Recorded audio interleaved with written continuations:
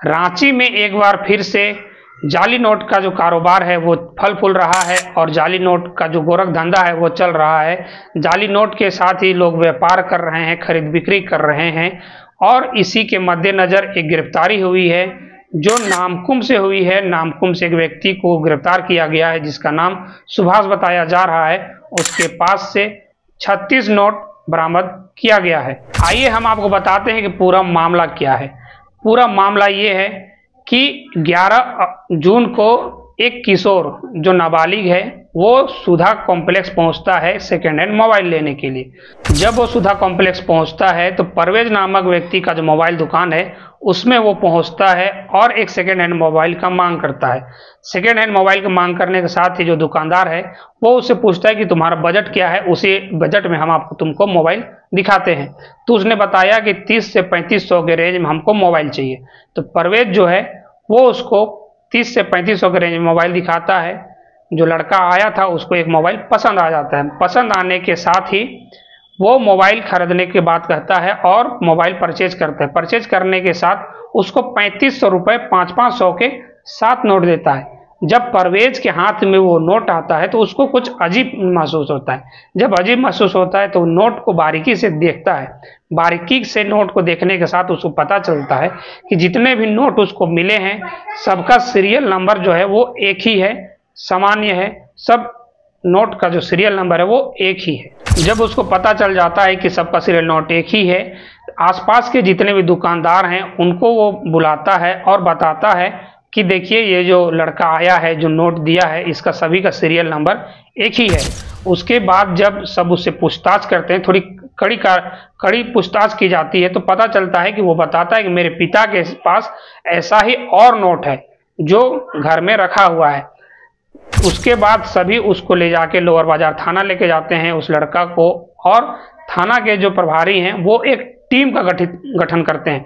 Team का गठन करने के साथ ही वो उसके घर जाते हैं जो नामकुम कालीनगर स्थित है, वहां पे जाते हैं और उसके बेड से 29 नोट बरामद करते हैं। वहां से 29 नोट बरामद किया जाता है, यहाँ से 7 नोट और वहां से 29 नोट, कुल मिलाकर 36 नोट बरामद किए जाते हैं।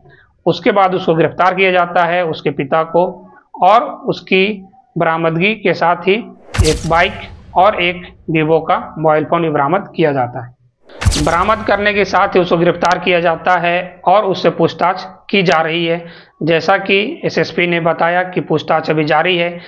एसएसपी से सवाल करने से यह पता चला कि उन्होंने बताया कि ये नोट का छपाई हो सकता है रांची में ही हुआ होगा, या फिर ये नोट का जो सरगना है वो बाहर से भी इसको मैनिपुलेट कर रहा होगा, बाहर से भी इसका सप्लाई रांची में किया जा रहा है। ये जांच का विषय है, जांच किया जा रहा है क्या रांची में फिर से जाली नोट का सरगना सक्रिय हो गया है। जाली नोट जो है वो रांची में फल फूल रहा है, जाली नोट के माध्यम से ही खरीद बिक्री की जा रही है। इस तरीके का यदि जाली नोट चलता रहेगा तो जो अर्थव्यवस्था है वो ध्वस्त हो जाएगा, यदि जाली नोट इस तरीके से फलता फूलता रहेगा। ये जांच का विषय है, रांची पुलिस इसमें जांच कर रही है। आइए सुनते हैं कि एसएसपी ने इस विषय में क्या कुछ कहा। जो एक मोहम्मद परवेज है जिनका सुधा कॉम्प्लेक्स में दुकान है मोबाइल का, तो एक लड़का बच्चा आया और उसने मोबाइल खरीदा और उसका पैसा दिया, तो वो चेक कर पाया कि नोट का सीरीज एक ही नंबर का है, तो समझ में आया जाली है। उन्होंने थाने को सूचना दी, तो थाने ने तो उस लड़के से पूछताछ किया और जब से घर पर पहुंचे तो उसके पिताजी के पास से और भी 29 नोट बरामद हुए। और ये नोट देखकर प्रथम दृष्टि यही लग रहा है कि जाली है। अभी जो है जो आदमी पकड़े गए हैं उनसे पूछताछ की जा रही है, इसका स्रोत क्या है। हालांकि अभी वो कुछ भी बताने से इनकार कर रहे हैं, इन्वेस्टिगेशन चल रहा है। कुल मिलाकर टोटल 37 नोट बरामद हुआ, 37 500 के नोट,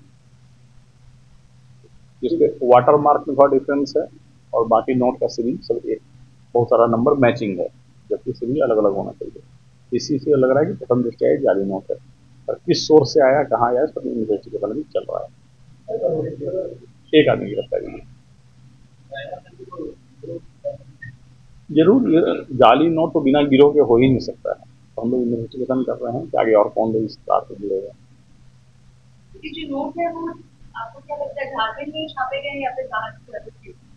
ये अभी निष्कर्षता कहना मुश्किल है, क्योंकि इस तरह के नोट का प्रिंटिंग जो है वो बड़ा एक्सपर्टाइज का काम होता है। तो अभी जब तक ये इन्वेस्टिगेशन में सामने फैक्ट नहीं आ रहा है, ये कहना तो जरूरी उचित नहीं है। तो ये पकड़ा गया है क्या? वो लग रहा है कि उतना काफी नीचे का तो ये संभवतः एक सर्विलेंस है, तो सामान्य इनकम ग्रुप का है, लेकिन अब है क्या कि कई बार लोग इस नेटवर्क से जुड़ जाते हैं। कई बार होता है कि लोग धोखाधड़ी के भी शिकार होते हैं, या कई बार होता है पैसा दुगुना कर देंगे, तिगुना कर देंगे, नोट ले लो, बहुत तरह की बातें इसमें आती है। क्या है वो इन्वेस्टिगेशन वाला खुलासा होगा उसके बाद। हाँ,